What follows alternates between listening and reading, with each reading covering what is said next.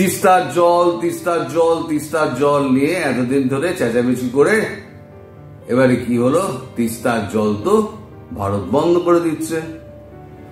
এই তিস্তার জল নবীকরণ নিয়ে এগ্রিমেন্টটা, সেটা রিনিউ নিয়ে ভারত বারবার ডেকে পাঠাচ্ছিল বাংলাদেশকে। বাংলাদেশ সাড়া দেয়নি। শেষবার এসেছিল, বাংলাদেশকে বলে দেওয়া হয়েছে যে তিস্তার জল আমাদের কথা অনুযায়ী না চললে তিস্তার জল আমরা বন্ধ করে দেব।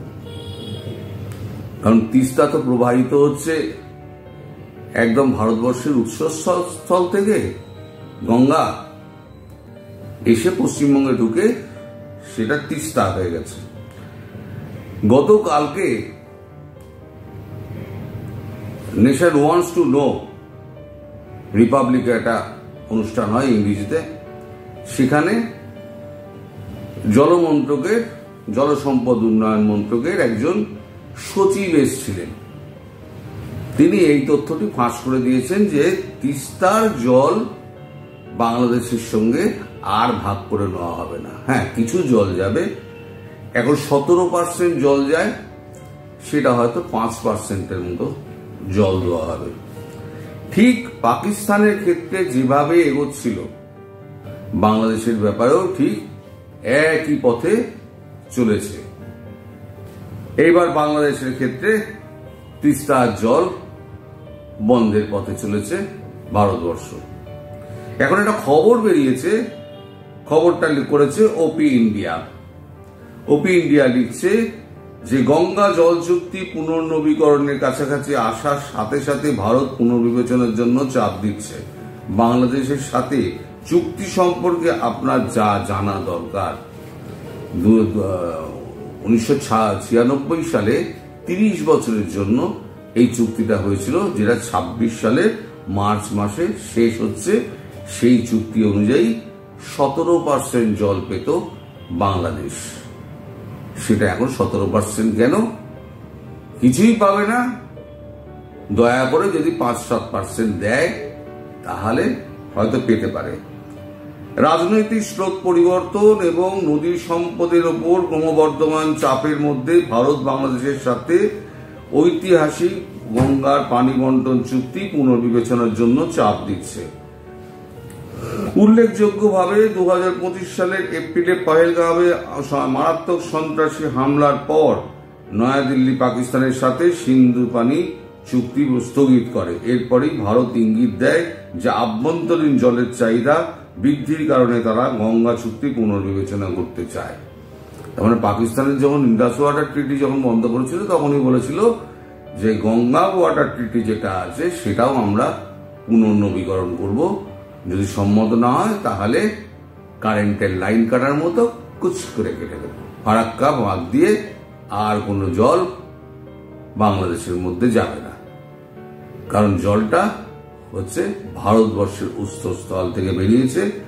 এই জলটা যেটা বেরিয়েছে সেটা হচ্ছে তিস্তা থেকে জলটা বেরিয়েছে। এটি তিব্বতের সীমান্তের কাছে সিকিম হিমালয়ের তসো লামো হ্রদের কাছে হিমালয়ের উৎপত্তি লাভ করে। এটি সিকিম এবং পশ্চিমবঙ্গের মধ্যে একটি সীমানা তৈরি করে। অনেক লেখকের মতে খাংসে হিমবাহ এবং লাচো তিস্তার নদীর উৎস। নদীর মোট দৈর্ঘ্য 309 কিলোমিটার এবং সেটি 12,540 কিলোমিটার জুড়ে জল নিষ্কাশন করে। তিস্তা ব্রহ্মপুত্র নদীর, যা বাংলাদেশের যমুনা নামে পরিচিত, একটি উপনদী এবং ভারত ও বাংলাদেশের মধ্যে দিয়ে প্রবাহিত হয়। 17% ব্যাকেটে দেওয়া আছে। সিকিমের খাড়া ভূখণ্ডের মধ্যে দিয়ে দ্রুত প্রবাহিত হওয়ার কারণে এটি জলবিদ্যুৎ প্রকল্পের জন্য একটি সম্ভাব্য উৎস। কারণ এখন ওইখান থেকে চুক্তিভুক্তি যা হচ্ছে, সেই চুক্তিভুক্তিগুলো আর নতুন করে আর নবায়ন হবে না। এই যে আমাদের ওই যে আপনাদের বাটপার 420 চিটিংবাজ যেটা ইউনুস, সে কি বলেছিল? সে বলেছিল, আমার পুরনোটা রাখা আছে, তিস্তার জল পেতে ভারতের চোখে চোখ রেখে কথা, জনতাকে নতুন আশ্বাস মোহাম্মদ ইউনুস সরকারের।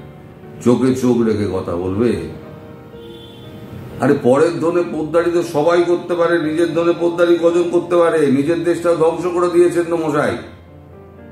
আর ভারতবর্ষের সেভেন সিস্টার আপনার বাপের জায়গা, তিস্তা হচ্ছে আপনার বাপের জায়গা। চোখে চোখ রেখে কথা বললেন, চোখ গেলে দেবে ভারতবর্ষ। যেমন পাকিস্তানে এখন একটা বিক্ষোভ মিছিল হচ্ছে, আপনারা সে ভিডিও দেখলে আপনারা অবাক হয়ে যাবেন। পিছুয়ারা ধনে কা পানি দো, পিছুয়ারা ধনে কা পানি দো, পিছুয়ারা ধনে কা পানি দো, মানে ছোঁচাবার জল নেই। বুঝতে পেরেছেন? মোহাম্মদ ইউনূস আপনার তো আবার লাগে টাগে না, আপনার তো এই সমস্ত কি সমস্ত আপনার লাগে, ল্যাঙ্গট ফ্যাঙ্গট এই সমস্ত পরে টরে তো ঘুরে বেড়ান, কিন্তু বাকি যে জনগণ আছে তাদের তো লাগবে। খাবার জল ছেড়ে দিন, ছোঁচাবার জল পর্যন্ত পাবে না। আপনি এমন দেশ শাসন করছেন। কালকে এই খবরটা হওয়ার পর যখনই রিপাবলিক বাংলায় এটা সম্প্রচার হলো, তারপরেতে সারা ভারতবর্ষ জুড়ে সমস্ত টিভি মিডিয়া এবং সোশ্যাল মিডিয়া সমস্ত জুড়ে হচ্ছে Bangladesh water bomb in Bangladesh. আগে ছিল ওয়াটার বম্ব ইন পাকিস্তান, এবার হয়ে গেছে ওয়াটার বম্ব ইন বাংলাদেশ। সব জায়গায় বাংলাদেশ নিয়ে আলোচনা। এইবার বাংলাদেশের ওপরে ঘা পড়লো, সেটা হচ্ছে জল। জল একটা এমন জিনিস না, জল যদি বন্ধ করে দেওয়া হয়, এবার আপনি ইন্টারন্যাশনাল কোর্ট অফ জাস্টিসে যেতে পারবেন না। কারণ ইন্টারন্যাশনাল বডিতে জল চুক্তিতে বাংলাদেশ আর মায়ানমার এই দুটো দেশ কিন্তু সই করেনি। ফলে আপনি যে গিয়ে ওখানে আবেদন করবেন সে রাস্তাও নেই। পাকিস্তানে তবু সেই রাস্তা আছে। এবার মামলা চললো 10 বছর, ততদিনে তো পাকিস্তানের দুর্ভিক্ষ দেখা দেবে। আপনি তো মামলাও করতে পারবেন না মশাই, আর মামলা করার জায়গাতেও আপনি থাকবেন না।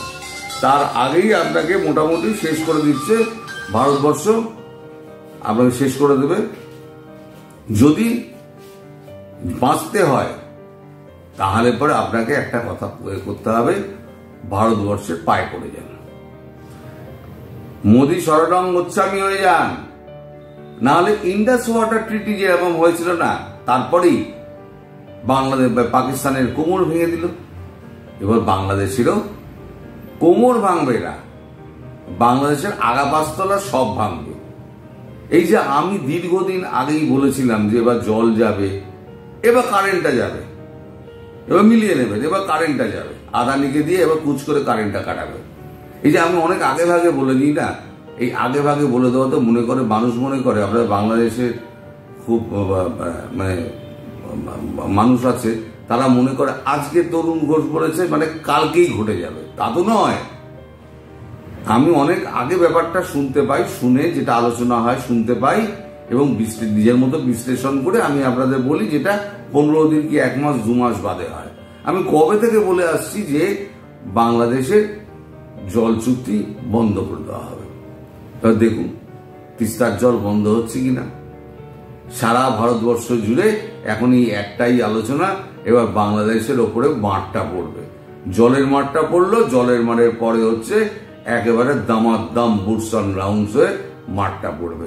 তখন ইউনূস সরকারের কোথায় সংবিধান, কোথায় আপনার জুলাইয়ের আপনার হবে, ওই খসড়া হবে, ও সমস্ত প্রোক্লামেশন সব পশ্চাৎ দেশে ঢুকিয়ে আপনাকে বাইরে বার করে দেবে, পশ্চাৎ দেশে ঢুকিয়ে দেবে আপনার। আপনি যদি মনে করেন যে আপনি বাংলাদেশের জাতির পিতা হয়ে গেছেন, আপনি সমস্ত ইতিহাস আপনি ভুলিয়ে দেবেন মানুষকে, আপনার বাপের নাম ভুলিয়ে দেবে ভারতবর্ষ। এনার নাম নরেন্দ্র মোদী। নরেন্দ্র মোদী মুখে কিছু বলেন না, উনি চুপচাপ থাকেন। সংঘের লোক তো, সংঘের লোকেরা সবসময় চুপ করে থাকে, কাজে করে দেখায়। পাকিস্তানের বিরুদ্ধে একটা কথা বলেছে, শুধু করে দেখিয়ে দিয়েছে। এবার বাংলাদেশ সম্পর্কে বাংলাদেশের নাম নেয়, পাকিস্তানের যেমন উনি নাম নিতেন না, বাংলাদেশের নাম নেন না। তাহলে এতটাই ঘৃণা ওনার মনে, কিন্তু উনি মুখে কিছু বলবেন না। আপনি হাতে পায়ে ধরে একবার দেখা করেছিলেন, সেইটা দেখা হয়েছিল, এবার আর দেখা টাকা হবে না, সোজা হবে মার। মার মানে ভুবন অন্ধকার করা মার। সেই মারের জানেন তো, লাঠা ঔষধির থেকে বড় ঔষধ কিছু নেই। মারো আচ্ছা করে। প্রহারের ধনঞ্জয় বলে একটা কথা আছে, মানে প্রহার করে ধনঞ্জয়ের নাম ভুলিয়ে দাও। সেই প্রহারের ধনঞ্জয় এবার কার প্রতি প্রয়োগ হবে? ডক্টর ইউনূস আপনার ওপরে। ডিপ স্টেটের সঙ্গে আপনি হাত মিলিয়েছিলেন না, এবার ডিপ স্টেটের তো অবস্থা খারাপ, ট্রাম্পেরই অবস্থা খারাপ করে দিয়েছে। চায়নায় বসে এখন হিসেব নিকেশ কষা হচ্ছে, তখন চায়নায় বসে আছেন অজিত দোভাল আর চায়নার বিদেশ মন্ত্রী বসে আছেন। কি হচ্ছে জানেন? আমি আপনাকে বলে দিচ্ছি, সেটা হচ্ছে বাংলাদেশের ব্যাপারে যখন আমরা সিদ্ধান্ত নেব, আমরা যখন কাজ শুরু করব, আপনি নাক গলাবেন না। আপনাকে মায়ানমার দিয়ে দিচ্ছি, মায়ানমারে যা করার আপনি করুন, মায়ানমারে যা দরকার আছে ভারতবর্ষ দিয়ে দেবে, আর ভারতবর্ষে আপনাকে পুরো বাজার খুলে দেবে। আপনি বাংলাদেশ নিয়ে নাক গলাবেন না। এটা ট্রাম্প আসার আগে এই মিটিংটা হচ্ছে। এই মিটিংয়ে আপনাকে যখন মারবে, তখন চায়না বাপকে আপনার ওই বিএনপি গিয়ে দেখা করুক, আর ওই আপনার খলিলুর রহমান গিয়ে দেখা করুক, চায়না অত্যন্ত চালাক। চায়না কিন্তু এর মধ্যে নাক গলাবে না, সে বোঝে ব্যবসা। আর ব্যবসা কোথায় করবে? ব্যবসা একমাত্র ভারতবর্ষ ছাড়া আর কোথাও করতে পারবে না। যেখানে করার ছিল সেখানে তো 500% ট্যারিফ বসিয়ে দিয়েছে। ফলে পায়ে পড়ে যান, বাঁচার চেষ্টা করুন, আর না হলে পরে আপনার গলায় ফাঁসির দড়ি ঝুলবে। আমার কথা মিলিয়ে নেবেন। আজ হোক, কাল হোক, পরশু হোক, 1 মাস বাদে হোক, 2 মাস বাদে হোক, আপনার ব্যবস্থা কিন্তু ওভাবেই শেষ হবে। আর আপনাকে নোবেল টোবেল নিয়ে আর একটা নোবেলের চেষ্টা করতে হবে না, সোজা একদম ওপরে গিয়ে নোবেল নিয়ে নেবেন বাহাত্তরের কাছ থেকে। যদিও আপনি নিজেকে মুসলিম বলে কখনো গণ্য করেননি, আপনি কখনো মুসলিম বলে আপনাকে পরিচয় আপনার পাওয়া যায় না। আপনি মুসলিম ধর্মটাকে একটা নাকাব হিসেবে ব্যবহার করেছেন, মানুষকে বোকা বানানোর জন্য। বাংলাদেশের মানুষকে একদিন বোকা বানিয়ে এসছেন, আর বোকা বানাতে পারবেন না। বাংলাদেশের মানুষ বুঝে গিয়েছে আপনি চিজ হ্যাঁ বাড়ি মস্ত মস্ত। এবার আপনি যদি যান, বলবেন হাম আপকে হ্যায় কোন? মোদি বলবেন হাম আপকে হ্যায় কোন? আপনি 7 সিস্টারে নিয়ে নিচ্ছিলেন, হাম আপকে হ্যায় কোন? ভাগো, ভালো থাকবেন দর্শক, সবাই সুস্থ, সব সাবধানে থাকবেন। নমস্কার।